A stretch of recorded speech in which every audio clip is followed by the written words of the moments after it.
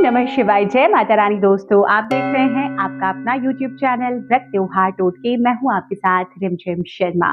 दोस्तों, सबसे पहले तो आप सभी को महाअष्टमी और महानवमी की बहुत बहुत शुभकामनाएं। देखिए, 15 अक्टूबर से शारदीय नवरात्रों की शुरुआत हुई है और 23 नवंबर को महानवमी मनाई जाएगी। 24 तारीख को हम विजयादशमी मनाएंगे।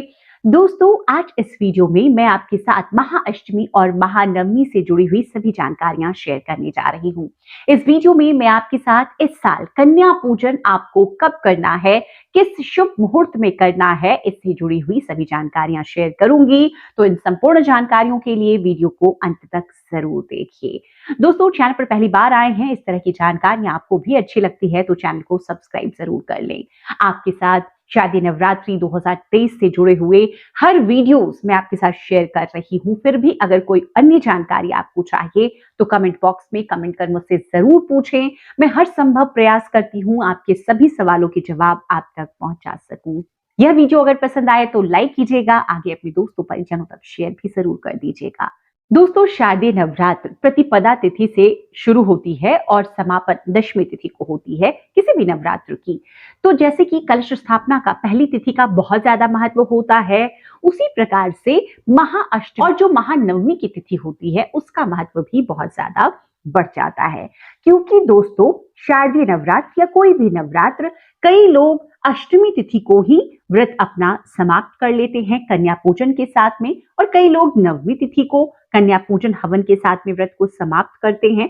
तो ये दो तिथियां बहुत महत्व रखती है। अब कई लोग व्रत भी अगर पूरे 9 व्रत नहीं रखते हैं तो पहली तिथि और अष्टमी तिथि या अष्टमी और नवमी दोनों दिन भी व्रत का विधान है। इसीलिए ये जो तीनों तिथियां, वैसे देखिए 9 तिथियों का बहुत विशेष महत्व है, लेकिन ज्यादा कर इन तिथियों का महत्व इस वजह से हो जाता है। अब दोस्तों, अब हम अपने व्रत के समापन की ओर बढ़ रहे हैं। तो दोस्तों, महाअष्टमी की तिथि कब प्रारंभ हो रही है, कब समाप्त हो रही है, महानवमी की तिथि कब प्रारंभ हो रही है, कब समाप्त हो रही है, ये सबसे पहले जान लेते हैं। फिर मैं आपको बताऊंगी कि अष्टमी को आपको क्या करना है और महानवमी को आपको क्या क्या कर्म पूजा संबंधित करने हैं।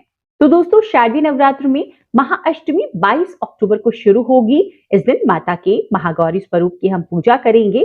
तिथि जो है वो प्रारंभ 21 अक्टूबर को हो जाएगी रात में 9:53 पर और समाप्त होगी 22 अक्टूबर को रात में 7:58 पर। तो इस दिन उदया तिथि में जो महाअष्टमी का कई लोग सिर्फ एक ही व्रत भी रखते हैं, अष्टमी व्रत जो रखते हैं, वो इसी दिन 22 अक्टूबर को करेंगे। और इसी दिन कुल देवी की पूजा का विधान है और इसी दिन रात्रि के समय में संधि पूजन भी किया जाता है। तो वो संधि पूजन जो लोग करते हैं वो भी इसी दिन करेंगे। अब दोस्तों, महानवमी की तिथि जान लेते हैं, फिर मैं दोनों के बारे में विस्तृतता से आपको बताऊं। महानवमी दोस्तों 23 अक्टूबर को है। जो लोग हवन कन्या पूजन नवमी की तिथि में करते हैं वो 23 अक्टूबर को करेंगे, लेकिन तिथि कब प्रारंभ हो जाएगी? 22 को ही प्रारंभ हो जाएगी रात में 7:58 पर, जो कि 23 अक्टूबर को समाप्त होगी शाम में 5:44 पर। और इसके बाद में दशमी की तिथि 23 अक्टूबर को ही शुरू हो जाएगी। तो अब जान लेते हैं कि महाअष्टमी और महानवमी के दिन आपको क्या क्या करना है। दोस्तों, कई लोग शारदीय नवरात्रि में 7 दिनों के ही व्रत उपवास में रहते हैं और 8वें दिन ही नव कन्याओं को जिमा लेते हैं, हवन कर लेते हैं। तो अगर आपके यहाँ ऐसा रिवाज है तो आप 22 अक्टूबर को ही, अगर आप श्री दुर्गा सप्तशती का पाठ कर रहे हैं तो उसको समाप्त करेंगे, उसके बाद हवन करेंगे और फिर कन्या पूजन कर लेंगे। अगर आप लोगों के यहाँ नवमी तिथि तक व्रत रखा जाता है तो आप ये कर नवमी तिथि को करेंगे, मतलब 23 अक्टूबर को आप हवन करेंगे और उसके बाद कन्या पूजन करेंगे और तब अपना व्रत खोलेंगे। दोस्तों, व्रत खोलने से संबंधित मैं अलग से विस्तृतता से आपके साथ वीडियो शेयर करूंगी, लेकिन मैं बता दूं क्षेत्र विशेष के हिसाब से रिवाज थोड़ा अलग है व्रत खोलने का। कई लोग अष्टमी की तिथि में कन्या पूजन के बाद व्रत खोल लेंगे, कई लोग नवमी की तिथि में कन्या पूजन हवन के बाद में व्रत खोल लेंगे, लेकिन आम तौर पर व्रत खोलने का जो विधान है वो नवमी के पूर्ण तिथि को मानते हुए उसके बाद दशमी की तिथि में खोलना चाहिए। तो जो लोग ऐसा करते हैं कि नवमी को पूर्ण व्रत में रहते हैं वो दशमी को यानी कि 24 अक्टूबर को अपना व्रत खोलेंगे। अब दोस्तों जो अष्टमी की तिथि में कन्या पूजन करेंगे उनके लिए शुभ मुहूर्त क्या है पूजन का। देखिए कई 3 शुभ मुहूर्त मैं आपके साथ शेयर करती हूँ, आप चाहें तो किन्हीं भी शुभ मुहूर्त में कन्या पूजन हवन कर सकते हैं। तो सुबह का जो शुभ मुहूर्त है, इस समय अगर आप हवन कर कन्या पूजन करना चाहते हैं तो 7:51 से 10:41 तक इस समय में कर लें आप। अगर आपको दोपहर के समय तक पहुंच गया है आपका व्रत पूजन तो आप 1:30 से 2:55 तक कर लें। कई लोग शाम के समय भी कन्या पूजन करते हैं तो वो शाम को 5:45 से रात में 8:55 तक कर सकते हैं, लेकिन आमतौर पर सुबह से लेकर दोपहर तक में कन्या पूजन कर लिया जाता है। दोस्तों इस दिन संधि पूजा का जो शुभ मुहूर्त है वो आप नोट कर लीजिए, शाम को 7:35 से रात के 8:22 तक ये संधि पूजा का समय है। तो जिनके यहाँ पर भी संधि पूजन होता है इसी शुभ मुहूर्त में संधि पूजन वो करेंगे।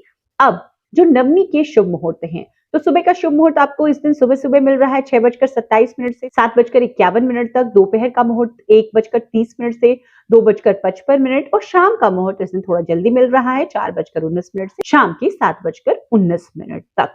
तो जैसा कि मैंने बताया कि आपके यहाँ अगर अष्टमी होता है तो आप अष्टमी के शुभ मुहूर्तों में और नवमी होता है पारण तो आप नवमी के शुभ मुहूर्तों में कर सकते हैं। अब दोस्तों कन्या पूजन का कुछ विशेष विधान भी होता है। देखिए कन्या पूजन के बिना नवरात्रि का व्रत पूर्ण नहीं माना जाता है। तो आपको पहले तो सबसे पहले 9 कन्याओं को जिमाने के लिए आज के दिन बुलाना चाहिए। अगर नहीं मिल सकी तो 7, 5, 3 कम से कम अगर नहीं हो सकी तो एक कन्या को भी आज के दिन आपको जरूर जिमाना चाहिए। दोस्तों कन्या पूजन के लिए जो उम्र होनी चाहिए कन्याओं की वो 2 से 10 वर्ष के बीच में होनी चाहिए। एक लांगुर स्वरूप एक बालक भी आपको आज के दिन जरूर जिमाना चाहिए। आज के दिन कन्याओं को जिमाने के लिए ये जो भोग विशेष होता है वो हलवा पूरी और काले चने का भोग होता है। आप चाहें तो अन्य मिठाइयां और भी कुछ बनाना चाहें और कन्याओं को जिमाने में खिलाना चाहें आप खिला सकते हैं। आज कन्याओं को जिमाने के लिए पहले से आपको निमंत्रण देकर रखना चाहिए। कन्याओं को आज जब आपके घर पहुंचेंगी आप उन्हें या तो लेकर आएंगे तो सर्वप्रथम उनका पूजन करना है। सबसे पहले उनके पैर धोकर आप उनके पैर स्वच्छ करें, उसमें आलता महावर लगाएं, कन्याओं को तिलक लगाएं, प्रेम पूर्वक आसन देकर उन्हें पहले बिठाएं। फिर अगर आप उनके लिए चुनरी या कोई वस्त्र लेकर आए हैं उन्हें वो अर्पित करें, तिलक लगाएं सिंदूर कुमकुम से, उसके बाद अक्षत छिड़के और उसके बाद उनको भोजन आपको परोसकर प्रेम पूर्वक खिलाना चाहिए। कन्याओं को भोजन कराते समय ध्यान रखना चाहिए कि जो भी भोजन आप दे रहे हैं उनसे पूछ कर दें कि इतना भोजन वो ग्रहण कर ले। इसके बाद में उन्हें आज के दिन कुछ न कुछ दक्षिणा जरूर देनी चाहिए। कोशिश ये करनी चाहिए कि लाल वस्तुएं उनको दक्षिणा स्वरूप दे, कोई फल रख करके कुछ दक्षिणा रख करके आप उनके चरण स्पर्श कर एक बार फिर से उनका आशीर्वाद लेकर उन्हें विदा करें, मन में इस कामना के साथ कि माता रानी ने आपको आशीर्वाद दिया है। क्योंकि आज के दिन जो कन्या पूजन हम करते हैं इसी कामना से करते हैं कि माँ के 9 स्वरूपों की हम पूजा आराधना कर रहे हैं और मेरी इस पूजा को माँ ग्रहण कर रही हैं, मेरी इस पूजा को माँ ने अच्छे से संपन्न कराया अपना आशीर्वाद देकर। तो इस प्रकार से महाअष्टमी और महानवमी को आपको कन्या पूजन इन्हीं शुभ मुहूर्तों में करना है। संधि पूजन का भी शुभ मुहूर्त मैंने आपके साथ शेयर किया है। तो उम्मीद करती हूँ ये जो सभी जानकारियां इस वीडियो के जरिए मैंने आपके साथ शेयर की है आपके लिए उपयोगी साबित होगी। वीडियो अगर आपको पसंद आया हो तो लाइक जरूर कर दीजिएगा। चैनल पर पहली बार आए हैं, इस तरह की जानकारियां आपको भी अच्छी लगती है तो चैनल को सब्सक्राइब करना ना भूलें। वीडियो देखने के लिए बहुत बहुत शुक्रिया। जय माता रानी, हर हर महादेव।